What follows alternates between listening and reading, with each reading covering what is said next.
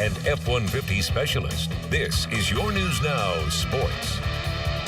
They call it the granddaddy of them all. Tons of college football fans had their eyes on Pasadena tonight as Ohio State took on Washington in the 105th Rose Bowl. The Buckeyes ranked 6th in the final college football playoff poll, while the Huskies slotted in at number 9. A big night for many Ohio State fans and an even bigger night for Urban Meyer, as this game is his final one as Ohio State's head man. Could he go out on top? Let's find out. To Pasadena we go. A sea of red welcoming the Buckeyes as they seek win number 13 on the year. Urban Meyer leads them out of the tunnel one last time. First quarter, Ohio State strikes first. Dwayne Haskins to Paris Campbell Jr. for the 12-yard touchdown. Campbell Jr. catches 11 passes on the day and finishes the season with 86 receptions. That's a new Ohio State record. Second quarter, Haskins stays dealing. Look at this bullet on the money to Johnny Dixon for the 19-yard touchdown. 14-3 Buckeyes. And then it's Haskins to Rashad Berry from 1 yard out.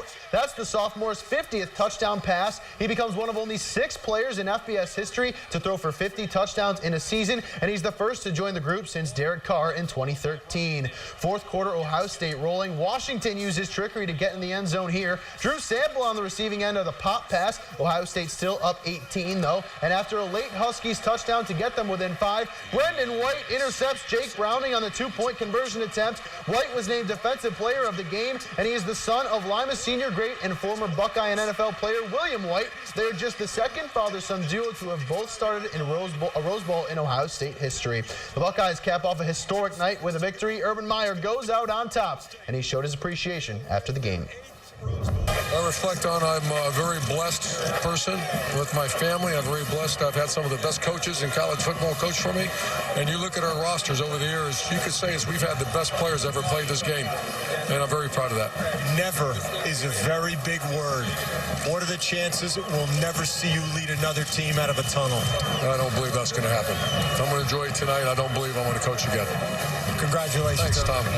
To the Citrus Bowl as Kentucky and Penn State go head-to-head. LCC grad Darius West's final game in a Wildcat uniform. Late first quarter, Penn State punting from inside their own 5. And folks, if we show you a punt, something big is going to happen. And it does here. Lynn Bowden Jr. with the electrifying return.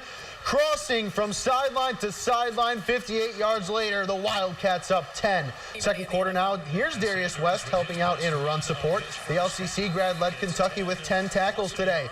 Third quarter, Wildcats pouring it on. Benny Snell Jr. up the middle for the 12-yard touchdown run. He breaks the all-time Kentucky rushing record on this play, and you can see his emotion. But Penn State, they wouldn't go away. Down 13, Trace McSorley finds Pat Freiermuth, who barrels through defenders, stretching for the pylon on his way to the end zone, and he shows off his guns. Last chance for the Nittany Lions. They try the hook and ladder. That doesn't go as planned. Kentucky wins 10 games in a season for the first time since 1977. They win the Citrus Bowl 27-24. 8-4 Mississippi State takes on 8-4 Iowa in the Outback Bowl. Second quarter, it's a 6-3 ball game before Nate Stanley finds a wide open Nick Easley. Nothing but green grass in front of him. He wins the foot race to the end zone. Hawkeyes take the lead. Third quarter now, Mississippi State down 5. Look at this run from Nick Fitzgerald, weaving through defenders following a convoy of blockers. It's a 33-yard touchdown scamper. Bulldogs in front. But in the fourth, it's Easley again. This time from 8 yards away as he stretches for the pylon. He had over 100 yards receiving today. Last chance for Mississippi State as on 4th and 5. Fitzgerald's pass is batted away. Iowa wins the Outback Bowl 27-22.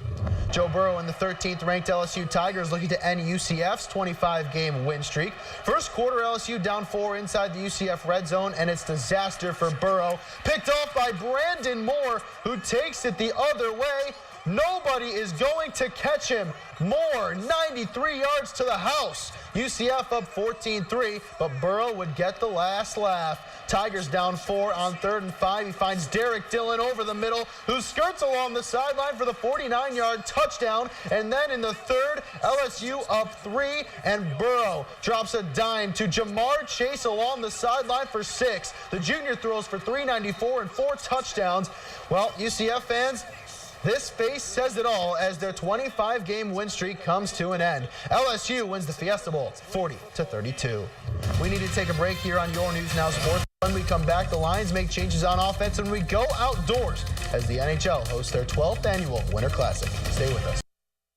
The Detroit Lions entered the 2018 NFL campaign with tons of optimism. The team fired Jim Caldwell and hired Matt Patricia, a Bill Belichick disciple who many believed was ready for the next step. Unfortunately for the Lions, this season didn't go the way they envisioned. A 6-10 record that saw Detroit finish last in the NFC North, sporting an offense that ranked 24th in the league. Changes were inevitable, and a big one was made today as the Lions moved on from offensive coordinator Jim Bob Cooter. Cooter was promoted to OC in 2014 by former Lions coach Jim Caldwell. He has remained in that position for the past 3 seasons, but the results weren't there. Detroit's offense ranked in the bottom third of the league in many categories, and Matthew Stafford threw for fewer than 4,000 yards for the first time in a season where he played all 16 games. Thus, the Lions are looking for a new signal caller.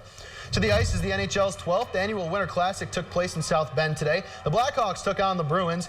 First period, no score, a turnover behind the net, and it's Brendan Perlini beating Tuukka Rask in front. His 5th goal of the season. Chicago takes a 1-0 lead. Just over 4 minutes later, the Blackhawks can't clear the zone, and David Pastrnak doesn't miss from there. He goes 5-hole, his 24th on the power play, ties things up at 1. In the second, the Blackhawks cycling in the zone. The puck comes back to the point. Eric Gustafsson with the shot. Tipped in front by Dominic Cahoon. Rask can't believe it. Blackhawks in front again, but late second period now the Bruins power play connects again. Off the ricochet, Patrice Bergeron cleans it up in front. We are tied heading into the third, and with less than 10 minutes left, it's Sean Kuraly cashing in the loose change on top of the goal crease.